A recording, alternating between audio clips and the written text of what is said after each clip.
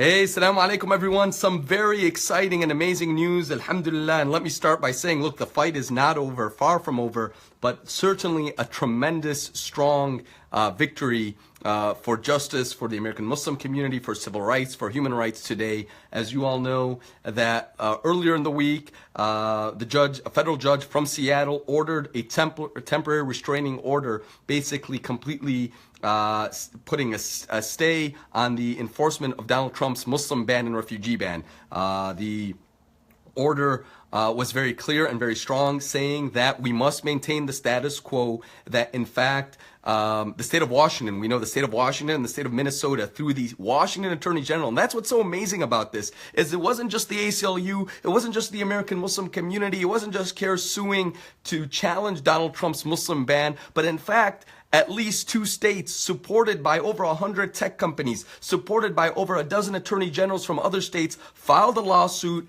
asking for the judiciary system, our system of checks and balances, to put a stop on Donald Trump's Muslim ban. And in fact, that's exactly what happened. The federal judge in Seattle ordered to instill a temporary restraining order that the government cannot enforce the executive order, and in fact must carry on business as it did before the order, which isn't perfect, by the way. We've had a lot of issues before the order. We can talk about that later.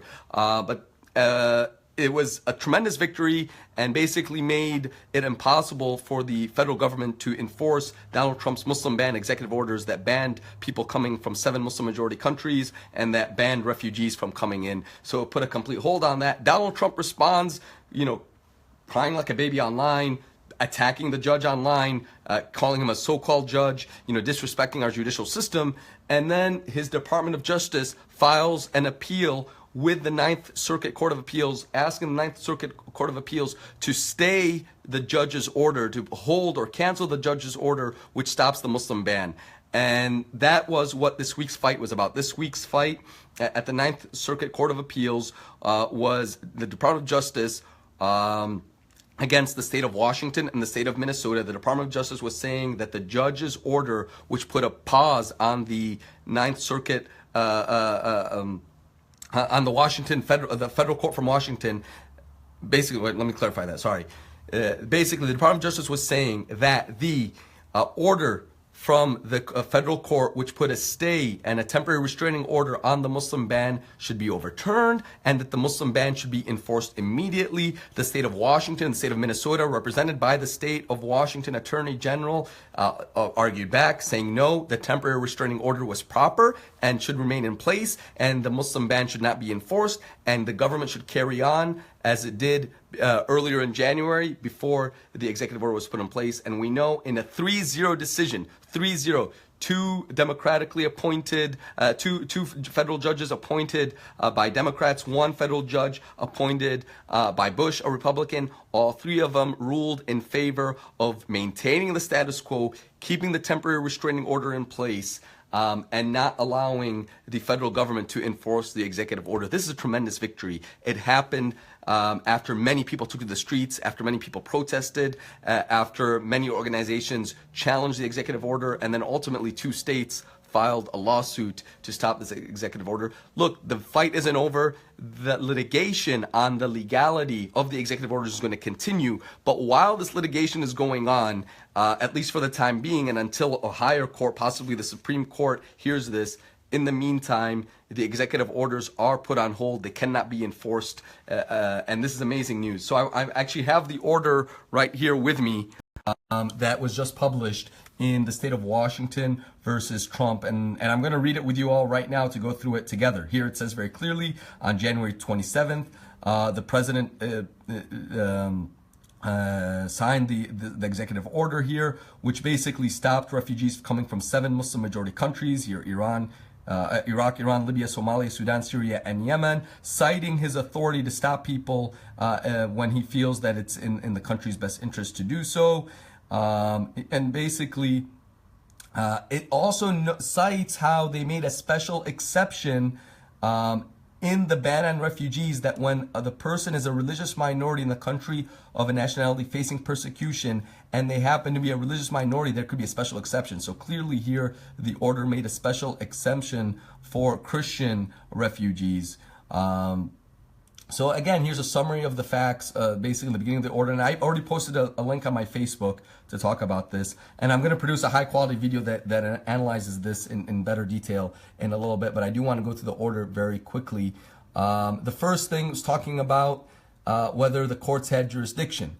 And the court says very clearly, we're satisfied that in the extraordinary circumstances in this case, the district court's order process order possesses the qualities of an appealable preliminary injunction. So it's saying that the jurisdiction was not an issue. Standing.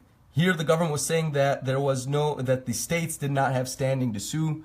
And yet again, we see that the court found that indeed the states did have standing.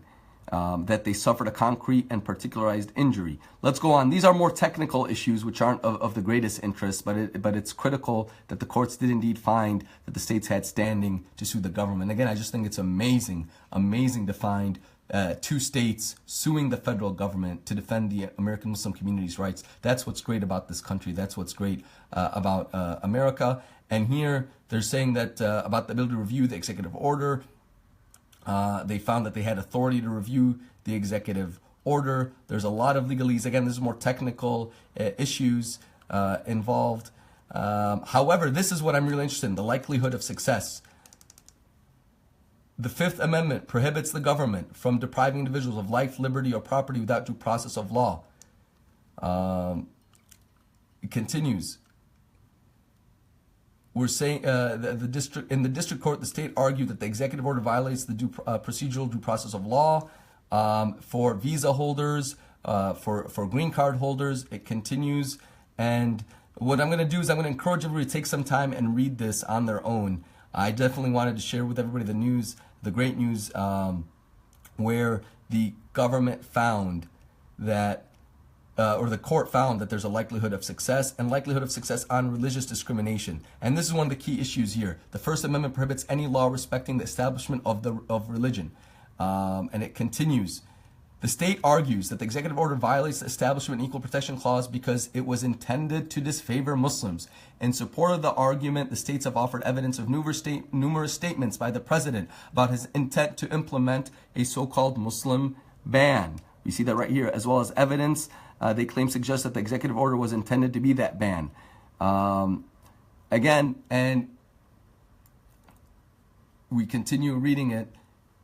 Hold on. The state's claims raise serious allegations and present significant constitutional questions. In light of the sensitive interests involved, the pace of the current emergency proceedings, and our conclusion that the government has not met its burden of showing a likelihood of success in its appeal on the arguments.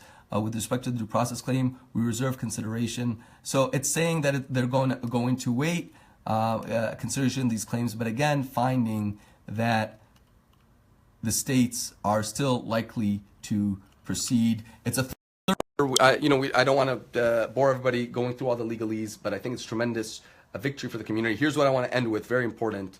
If you're out of this country and you're from those 7 Muslim majority countries and you have a visa, make sure you come in as soon as you can, because right now we just don't know if a higher court will appeal this. I imagine this will be good for at least another week or two. It's impossible to tell for sure, but definitely there's a window open right now. If you had your visa canceled because of this, because of the executive order, or if you had a visa prior to the executive order and you want to come to America, now is the time, because this court ruling does definitely gives the community a golden opportunity. So anyway, alhamdulillah, praise be to God. Don't let your guard down as a community. Continue the good fight. The fight is far from over, but today's victory was a very important victory for the community and for this country. And thank you for everybody who stood with us throughout this fight and who are standing with us. I'm going to finish with this. It's phenomenal to see that this court proceeding was brought forward by 2 states